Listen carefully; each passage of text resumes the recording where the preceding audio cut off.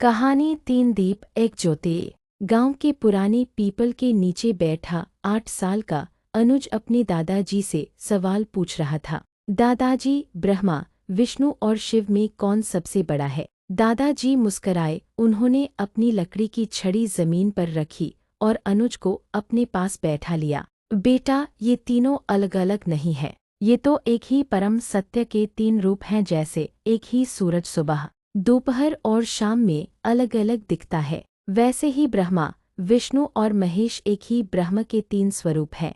तो क्या तीनों एक जैसे हैं? नहीं बेटा, काम अलग है, लेकिन आत्मा एक ही है। ब्रह्मा सृष्टि के रचिता है, विष्णु पालन करता है और शिव संहारक। जैसे एक दिन के लिए सुबह, दोपहर और रात जरूरी है, वैसे ही सृष्टि के लिए ये तीनों आवश्यक हैं। अनुज थोड़ी देर सोच में पड़ गया, फिर बोला, दादाजी, लोग कहते हैं कि ब्रह्मा और शिव स्वयंभू हैं, इसका क्या मतलब है? दादाजी ने एक गहरी सांस ली और बोले, स्वयंभू का अर्थ है जो स्वयं उत्पन्न हुए, जिन्हें किसी ने पैदा नहीं किया, जैसे कि शिव आदियोगी, जिन्हें किसी ने जन्म नहीं दिया। ब्रह्मा भी सृष्टि के आरंभ में स्वयं प्रकट हुए, विष्णु की नाभि से, परंतु वो भी परम तत्व का ही अंश हैं। तो क्या कोई बड़ा नहीं है इनमें? दादाजी ने पास रखे दीपक को जलाया और बोले, इन तीन दीपकों को देखो, तेल, बाती और लौ तीनों मिलकर ही प्रकाश देते हैं। अगर एक भी न हो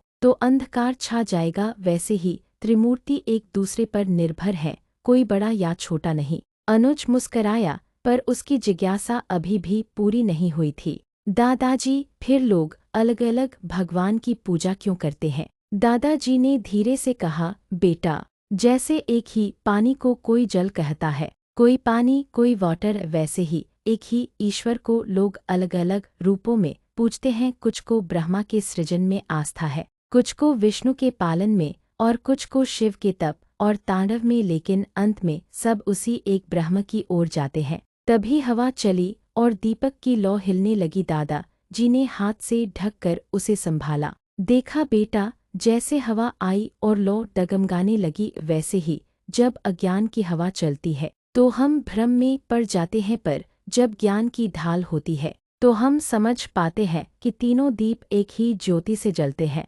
अनुज अब समझ चुका था। उसने अपने नन्हे हाथों से दादाजी की उंगली पकड़ ली और बोला, दादाजी, अब मुझे भी उस एक ज्योति को जानना है। दादाजी मुस्कराए, बस यही पहला कदम है, ज्ञान का प्रश्न करना और फिर उत्तर को अनुभव करना।